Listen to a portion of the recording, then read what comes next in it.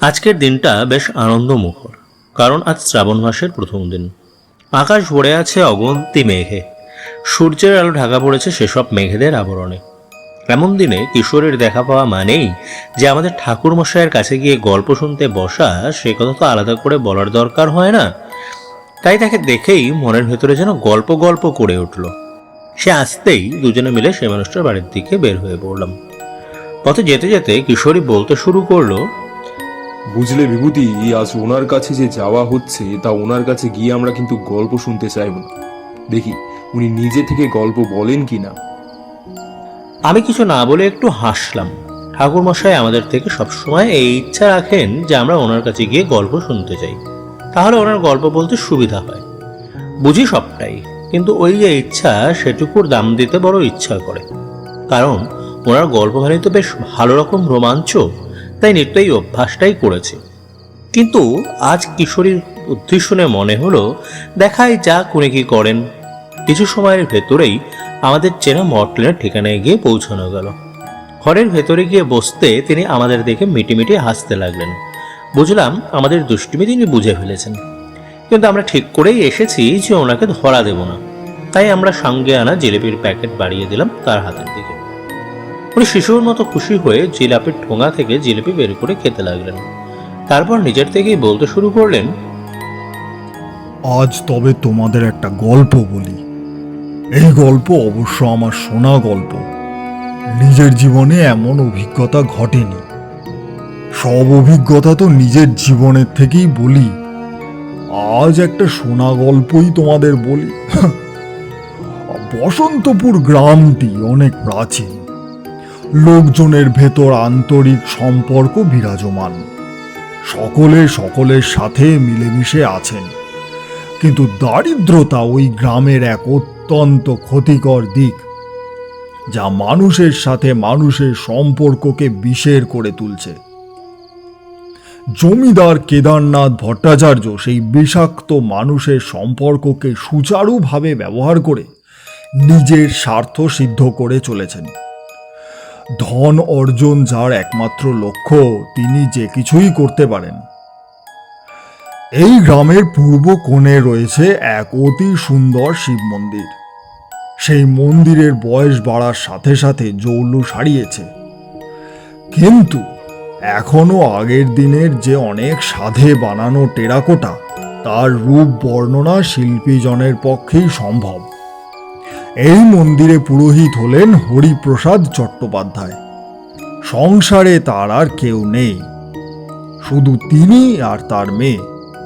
স্ত্রী মারা গেছেন বেশ কয়েক বছর আগে। এখন সারাদিন সেই মন্দিরের কোষ্ঠী পাথর নির্মিত শিব পূজা করেন। দিনের শুরু থেকে সন্ধ্যা 7টা পর্যন্ত মন্দিরেই কেটে যায়। তারপর ঘরে ফিরে আতপ চালের ভাত আর সামান্য সবজি দিয়ে দিনে একবারই খাদ্য গ্রহণ করেন। তখন ওনার মেয়ে তপতী বাবার পা টিপে তার ক্লান্তি মোচনে মনোনিবেশ করে।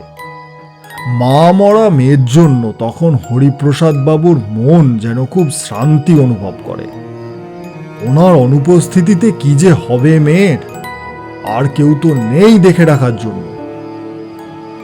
আজ যখন হরিপ্রসাদ সবে মন্দির থেকে বেরিয়েছেন, পথে দেখলেন কেদারনাথ ভট্টাচার্য দুজন পেয়াদা নিয়ে দাঁড়িয়ে। উনি চান তপতির বিয়ে হোক ওনার ছেলের সাথে, কিন্তু ছেলেটি লম্পট আর ব্যভিচারী। এমন দোষ নেই যা তার ভেতরে দেখা যায় না। তাই তপতিকে বেশ কয়েকবার প্রেম প্রস্তাব দিলেও তপতি রাজি হয়নি। ও বাবাকে সবই জানিয়েছিল, কিন্তু জমিদারি যার, আইনও তার। তাই হরিপ্রসাদ বাবু আর মুখ খুলতে সাহস করেননি। কিন্তু আজ যা পরিস্থিতি, এখানে তো সরাসরি পরোক্ষে ধমকি দেওয়া হচ্ছে। হরিপ্রসাদ বাবু শুধু জানালেন যে যা ইচ্ছা মহাদেবের তাই হোক। জমিদার খুশি হলেন কিনা বোঝা গেল না, তবে আর কথা না বাড়িয়ে বিদায় নিলেন। বাড়িতে ফিরে তপতির কাছে সব জানালেন হরিপ্রসাদ। গ্রামের সকলের ধার আছে জমিদারের কাছে, তাই তারা মুখ খুলবে না এটা তো স্বাভাবিক। বাবা আর মেয়ে সেদিন চোখের জলে ভাসলেন, কিন্তু কিছুই বলতে পারলেন না। কোনো কিছু তো বলার নেই তাদের, যা পরিস্থিতি ঘনিয়ে এলো দুর্যোগের মতো। রাতটা বিনিদ্র কাটল। তারপর ভোর হওয়া মাত্রই তপতি হাজির হলো মহাদেবের দরবারে। সে ভালোবেসে ঈশ্বরকে মহারাজ বলে ডাকত, আর সেই সকালে শুধুই চোখের জলে ভেসে মহারাজের কাছে মিনতি জানালো। আর কিছুই আশা নেই, এবার সর্বনাশ অনিবার্য। মন্দিরের দরজা খোলাই ছিল, সেখান থেকে ভেসে এলো এক ডাক। অচেনা এক মানুষ এসেছেন, বেশ বৃদ্ধ কিন্তু তেজিয়াল চেহারা। কেউ আছো নাকি মন্দিরে? ও মা, একবার বাইরে এসো দেখি। এই পর্যটক বুড়ো বাবা যে পথ খুঁজছে, একটু সাহায্য করবে মা? মেঘের মতো গম্ভীর সে আওয়াজ, যেন মেঘে মেঘে সংঘাত হলো। এমন কেউ তো এই গ্রামের নয়। তপতি বাইরে এসে দেখল যে ভেতর থেকে যে বৃদ্ধকে দেখা যাচ্ছিল তিনি আসলে এক বাঞ্ঝারা। গায়ে বহু ছেঁড়া কাপড়ের টুকরো দিয়ে করা জামা, হাতে ধরে আছেন একটা সরু ঢাল, যেন সেই ডালের উপরেই ওনার পুরো শরীরের ভার ন্যস্ত হয়ে আছে। শরীরটা একটু ঝুঁকে দাঁড়িয়ে আছে যেন। মা, বহু পথ হেঁটে এলাম, একটু জল দেবে মা? আরে গ্রামের কি নাম? তপতি সেই অপরিচিতের সাথে কথা বলার জন্যই চোখ মুছেছিল। এখনো চোখের কোণে কান্না শুকিয়ে আছে, যেন সে বৃদ্ধ সেটা এবার খেয়াল করলেন। কেঁদো না মা, কারোর কথায় গায়ে লাগিও না। বুড়ো বাবা ডমরুধরের কথায় একটু ভরসা করো। আমায় একটু জল দাও মা, খুবই তেষ্টা পেয়েছে মা। তপতি তড়িঘড়ি মন্দিরের ভেতর থেকে জল নিয়ে এসে সেই বৃদ্ধের তেষ্টা মেটাতে সচেষ্ট হয়ে উঠল। বৃদ্ধ জল পান করে যেন অনেক তৃপ্ত হলেন। তারপর গ্রামের পথ ধরে পাড়ি দিলেন দূরের দিকে। তপতি তাকিয়ে দেখল আর ভাবল যে সত্যিই হয়তো কিছু হবে না। পূর্ব আকাশে সূর্যের আকার তখন প্রকট হয়ে উঠছে। তপতি দেখল বাড়ি যাওয়ার সময় হয়েছে। সে মন্দির ছেড়ে বাইরে পা রাখল। কিছুটা পথ যেতেই হঠাৎ মুখ চেপে ধরল কিছু গুন্ডা। অনেক চেষ্টা করেও নিজেকে মুক্ত করতে পারল না। ক্লোরোফর্ম দিয়ে অজ্ঞান করে ফেলা হলো কয়েক পলকের ভেতরেই। এক অন্ধকারের দিকে যেন ঠেলে দেওয়া হলো তপতিকে। জ্ঞান যখন ফিরল তখন সামনেই সে দেখতে পেল জমিদারের ছেলেকে। ভয়ে তার প্রাণ কেঁপে উঠল। এদিকে পুরোহিত মশাই মেয়েকে সারা গ্রাম খুঁজে কোথাও কিছু বুঝতে পারলেন না। গ্রামের কেউ কিছু জানাতেও পারল না। তিনি মন্দিরের সামনে বসে কেঁদে কেঁদে ভগবানকে ডাকতে লাগলেন। কিন্তু তারপর ভাবলেন যে পাথর মূর্তি কি কখনো জবাব দেয়? সে যে অসম্ভব, অলিক কল্পনা ছাড়া কিছু নয়। তিনি মেয়েকে খুঁজতে গিয়ে এবার মনে করলেন যে জমিদার তুলে নিয়ে যাননি তো। পায়ে পায়ে গিয়ে দাঁড়ালেন গ্রামের একদম শেষ প্রান্তে, আর দেখলেন যে সেই খামার বাড়িতে অতন্দ্র প্রহরী চারিদিক ঘিরে আছে। তিনি ঢুকতে গিয়েছিলেন, দ্বাররক্ষী এসে বাধা দিল তো বটেই, তারপর মাথায় বাঁশের বাড়ি মেরে আহত করে ফেলল। রক্তাক্ত অবস্থায় তারপর নিজের মেয়ের কাছে তাকে নিয়ে যাওয়া হলো। বাবা আর মেয়ে দুজনে দুজনকে দেখলেন এবং বুঝলেন যে এক চূড়ান্ত বিপদে ওনারা এসে পড়েছেন। মেয়ে বাবাকে বলে উঠল, সব শেষ হয়ে গেল বাবা, কি দিলেন আমাদের মহাদেব। বাবা বললেন, এখনো সব শেষ হয়নি মা, এখনো ভরসা কর। আজ এত বছর পরে মনে করেছিলাম যে দিন শুধু পাথরের, কিন্তু দেখ, ঠিক তো দেখতে পেলাম। মেয়ে নিজের শাড়ির আঁচল ছিঁড়ে বাবার মাথায় পট্টি বেঁধে দিল। তারপর নিজের ভাগ্য নিয়ে আফসোস করতে থাকলো আর ভাবতে লাগলো যে ঈশ্বর এতই নিষ্ঠুর। দুপুরের কিছু আগে তপতির হাত ধরে জোর করে টেনে নিয়ে যাওয়ার চেষ্টা শুরু হলো। হরিপ্রসাদ কাঁদতে লাগলেন। মাথার যন্ত্রণা শারীরিকভাবে আরও দুর্বল করেছে যেন ওনাকে।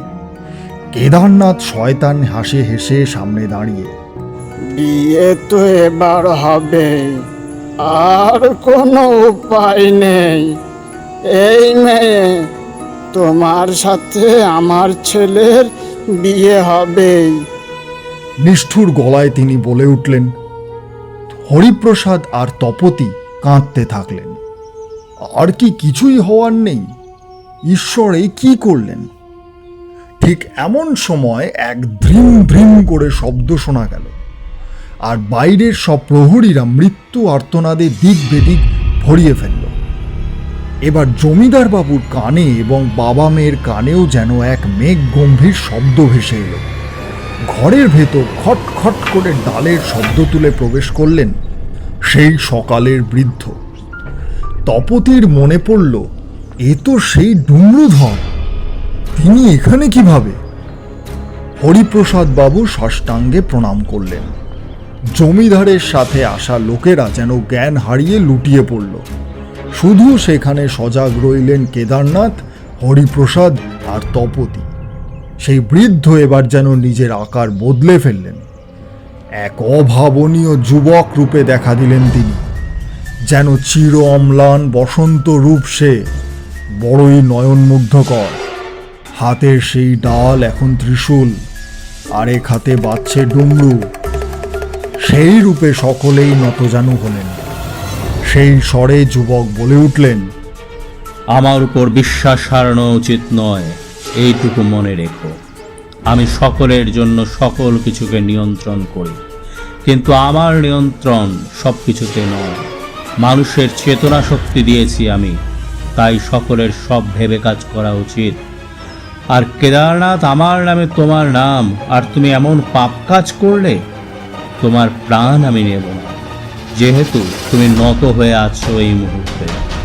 কিন্তু তুমি নিজের ছেলেকে না শুধরে এই মেয়ের সাথে জোর করে বিয়ে দেবে? এত দুঃসাহস তোমার? আজ থেকে তুমি এই গ্রামের সব মেয়েদের বিয়ের দায়িত্ব পেলে। যদি কখনো দেখি যে কারুর সাথে অন্যায় করেছো, সেদিন তুমি নত হলেও তোমার মৃত্যু অনিবার্য। এরপর অদৃশ্য হয়ে গেলেন সেই অলীক বাস্তব। গ্রাম জীবনে এরপর থেকে এলো শান্তি। সকল কিছুতেই ন্যায়ের পথে মানুষ চলতে শুরু করলেন। তপতি জমিদার বাড়িতে ছেলে স্ত্রী হিসাবে গেল, কিন্তু একজন দেবীর সমান সম্মান পেতে থাকল। সেই জমিদারের ছেলে অল্প দিনেই দানবীর এবং বিদ্বান হিসাবে খ্যাতি অর্জন করলেন। কেদারনাথ আর হরিপ্রসাদ মিলে পুজো এবং সকলের কল্যাণে নিজেদের নিয়োজিত রাখতে থাকলেন। বুঝলে ঈশ্বরের শক্তি কিভাবে জেগে ওঠে? তিনি আমাদের ভেতরেই সর্বদা বিরাজমান থাকেন। আমরা শুধু চোখ মেলে দেখি না বলেই তাকে দেখতে পাই না। যখন আমাদের চোখ উন্মোচিত হয়, তখন আমরা সকল কিছুই বেশ পরিষ্কারভাবে দেখতে পাই। তখন ঈশ্বর আর অদৃশ্য কিছু থাকেন না। জানো তো, আমাদের দেশের এক সন্ন্যাসী বলেছিলেন যে আমাদের সকলের ভেতরেই ঈশ্বরের আবাস, আর আমরা যখন তাকে উপলব্ধি করার জ্ঞান অর্জন করে নিতে পারি, তখন তিনি আর দূরের কেউ থাকেন না। এই যে অবস্থা, এর নামই শিক্ষা। আর সেই মানুষই আসল মানুষ, যার মন শিক্ষিত হয়ে উঠেছে। তেমন তেমন শিক্ষা সাধন হলে আমরা চোখের সামনে ঈশ্বরকে দেখতে পাই। এমন একটা গল্প আর তারপর এমন কথা শুনে ঠাকুরমশাই নিজের জীবনের অভিজ্ঞতা শোনার জন্য মনের ভেতরে যেন আবেগ জেগে উঠল। উনি প্রতিবার এভাবেই যেতে চান। তখন উনি নিজের জীবনের গল্প শুনিয়ে আমাদের যে বিনোদন দেন, সেটাই গল্প আকারে আমি লিখে রাখি। ইতিমধ্যে বৃষ্টি শুরু হয়েছে। বাইরে থেকে ঝমঝম করে বৃষ্টির শব্দ শোনা যাচ্ছে। ঠাকুরমশাই একটা পাসিং সোর্স সিগারেট ধরালেন। আমার মনের ইচ্ছাটা এবার অনেকটাই বেড়ে উঠল, আর সামলাতে পারলাম না। কিশোরীর কথার খেয়াল না রেখেই এবার ঠাকুরমশাইকে উৎসাহিত করতে লাগলাম গল্প বলার জন্য। ঠাকুরমশাই, একটা গল্প বলুন না। আপনার তন্ত্রের জীবনে তো অনেকবার মহাকালের সঙ্গে সাক্ষাৎ হয়েছে, তেমনই একটা গল্প যদি বলেন তবে খুবই ভালো লাগবে। তন্ত্রের দিন দুনিয়াতে যখন আপনি বিচরণ করতেন তখন দেখা হয়েছিল, বা এমনই কিছু যদি একটা গল্প বলেন তবে বেশ ভালো লাগে আজ এই বৃষ্টির দিনে। হ্যাঁ, তা অস্বীকার করতে পারি না যে স্বয়ং মহাকাল বেশ কয়েকবার দেখা দিয়ে আমায় ধন্য করেছেন। আসলে সাধন শক্তি যতদিন সকলের মঙ্গলে ব্যবহার করেছিলাম ততদিন কোনো সমস্যা হলেই দেবী সাহায্য পেতাম। তারপর একটা সময় আমার সেই শক্তি দিয়ে বিভিন্ন রকম ফাটকা খেলতে শুরু করলাম, আর সেই ফাটকা খেলায় নিজের সব কিছুই হারিয়ে ফেললাম একটা সময় গিয়ে। কিন্তু তার আগে অশুভ শক্তির সঙ্গে লড়াই করার কাজে শুভ শক্তির অকৃপণ সাহায্য প্রতিনিয়ত পেয়েছিলাম। কথা বলতে বলতে ওনার একটা দীর্ঘ নিঃশ্বাস বেরিয়ে এলো। নিজের ভুলগুলো নিয়ে তিনি অনুতপ্ত। জীবনে যা কিছু মানুষ অর্জন করে, যখন নিজের ভুলে সেসব একে একে বিদায় নেয় তখন মানুষের হতাশা আফসোস হয়ে ওঠে। তার জীবন এমন ঘটনার থেকে ব্যতিক্রম নয়। যা পেতে পারতেন তা তিনি পাননি, শুধুমাত্র অর্জিত গুণাবলীর নেতিবাচক ব্যবহারের কারণে। যা হোক, নিজের বিগত জীবনের শোক বিভোর হয়ে থাকা লোক উনি নন, তাই এবার নিজের জীবনের অভিজ্ঞতা বলা শুরু করলেন। মাতু পাগলির কাছে আমার থাকার দিন যে শেষ হয়ে আসছিল তখন সে কথা বেশ বুঝতে পারছিলাম। আসলে কি হতো, মাঝে মধ্যে একটা স্বপ্ন দেখতাম। একটা বনের পথে যেন আমি রাস্তা হারিয়ে ফেলেছি। এদিকে ওদিকে অনেক খুঁজছি, কিন্তু সে কিছুতেই সেখান থেকে বেরিয়ে আসার পথ খুঁজে পাচ্ছি না।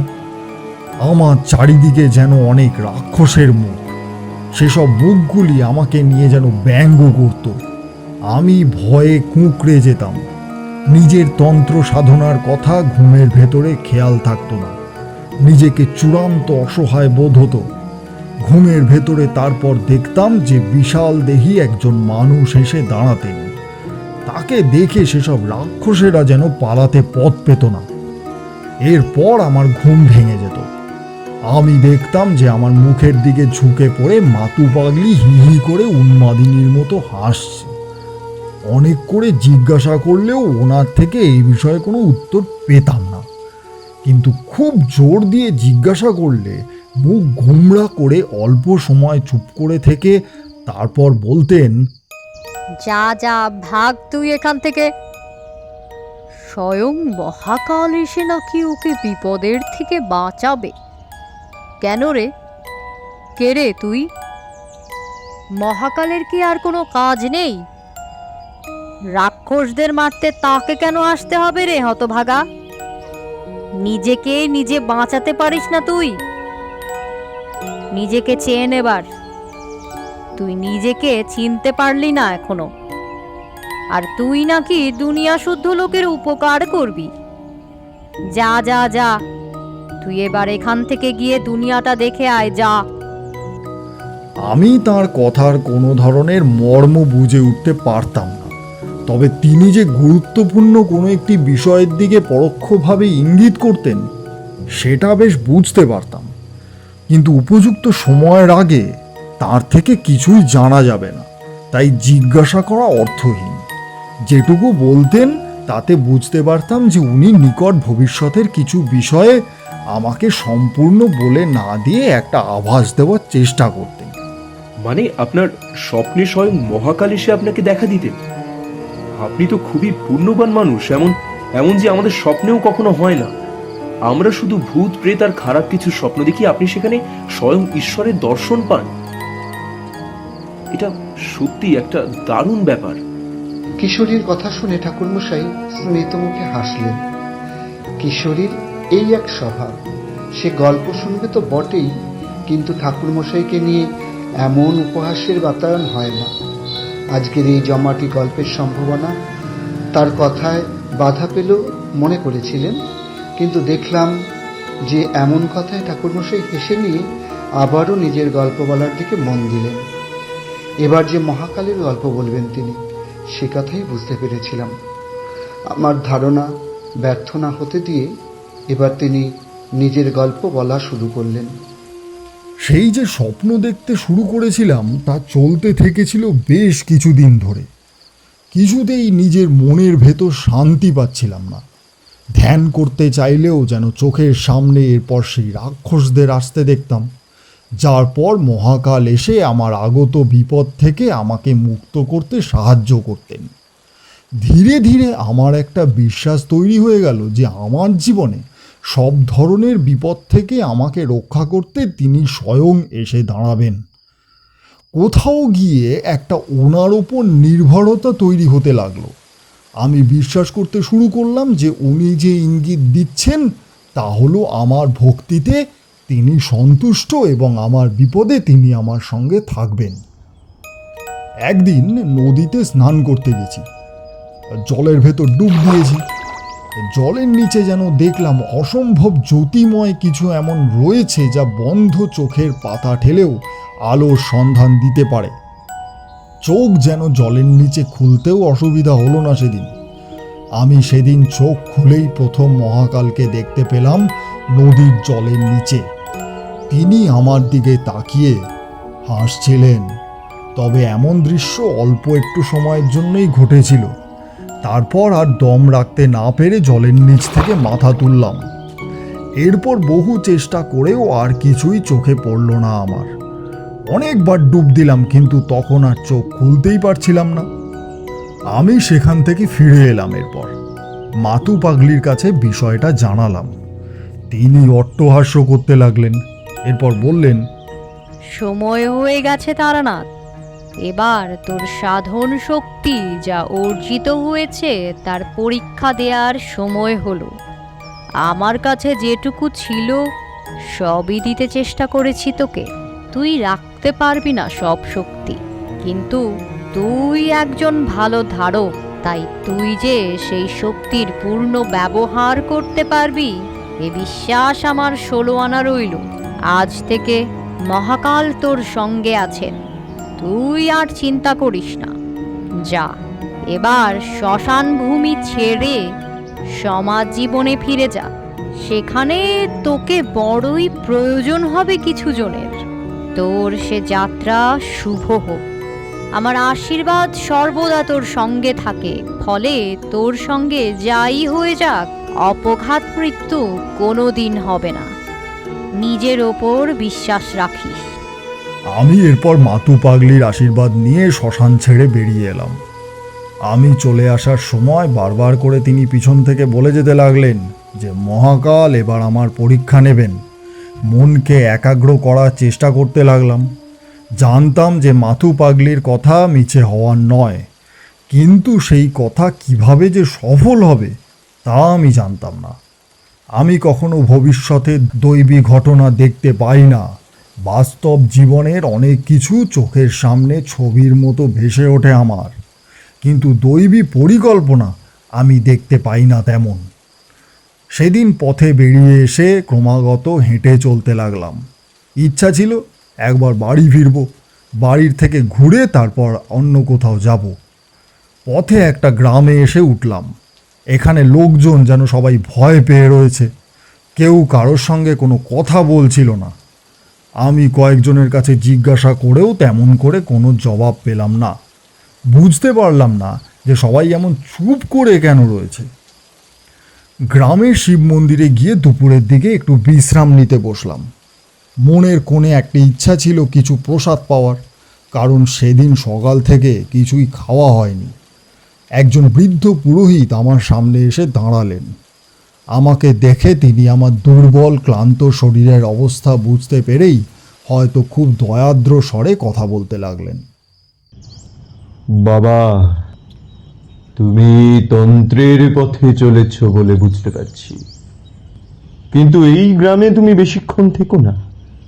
অদূরের দিকে রাক্ষস বের হয় এবং সে যাকে নতুন এই গ্রামে দেখে তাকেই ভোজন করে। নইলে নইলে গ্রামের গরু ছাগল ভক্ষণ করে এই অবস্থার থেকে আমাদের মুক্তি নেই, মুক্তি নেই। তবে তবে তুমি নিজের প্রাণ বিপদে ফেলো না। আমি এমন কথা শুনে বুঝতে পারলাম যে আমার জীবনের উপলব্ধি আমাকে এই কথাই যেন বলল এবার যে আমার জীবন সাধারণের জন্য অর্পিত। যদি আমাকে ভক্ষণ করে একটি চতুষ্পদের প্রাণ রক্ষা পায় তবে সেটি তো আমার জন্য পুণ্য কাজ। আমি সেই গ্রামেই থাকলাম। পুরোহিত মশাই অনেক করে না বললেও আমি শুনলাম না। বিকেল থেকেই গ্রাম শুনশান হয়ে গেল। গোধূলি লগ্নে আমি মন্দিরের চাতালে বসেছিলাম। দেখতে পেলাম এক বিশালাকায় রাক্ষস যেন আমার দিকেই এগিয়ে আসতে লাগলো। আমি তার আসার জন্য অপেক্ষা না করে নিজেই এগিয়ে গেলাম সেদিকে। আমাকে ভোজন করে নিয়ে গ্রামের অসহায় জীবদের প্রাণ রক্ষা চাইলাম। আর এমন সময়েই আশ্চর্য ঘটনা ঘটল। রাক্ষস কোথায়? সামনে দাঁড়িয়ে থাকতে দেখলাম স্বয়ং মহাকাল শিব স্বয়ম্ভূকে। আমি বুঝলাম আমার সিদ্ধি লাভ ঘটেছে। তিনি আমাকে আশীর্বাদ করলেন। আমি ধন্য হলাম। ওই যে একটু আগে বলছিলাম না, তাকে দেখার মতো চোখ হলে আমরা নিশ্চয়ই দেখতে পাবো। সে কথার সত্যতা আমার নিজের জীবনেই উপলব্ধি হয়েছিল এভাবেই। আমি যে গল্প বললাম এখন সেই ঘটনার অভিজ্ঞতা থেকেই বললাম, একটি শব্দ বানিয়ে বলিনি। আমরা আপনাকে অবিশ্বাস করি হয়তো, কিন্তু ঈশ্বরের দর্শন এমন অনেক সাধকেই তো পেয়েছে। তাই আজকের ঘটনায় এতটুকু অবিশ্বাস নেই আমাদের। জয় শিবশম্ভু। আমাদের কথা বলতে বলতে বৃষ্টি থেমে গেছিল। দেখলাম ঠাকুরমশাই শিবপ্রসাদে নিজের জীবনের কথাই হয়তো ভাবতে লেগেছেন। এমন কিছু সময় মানুষের একা থাকা ভালো। তাই আমরা দুজনে এবার উঠে পড়লাম। ঠাকুরমশাইয়ের বাড়ির থেকে বেরিয়ে নিজেদের আবাস গন্তব্যের দিকে রওনা দিলাম। আশা করি পরের দিন আরও একটি গল্প ওনার কাছে আমরা এসে শুনতে পাবো।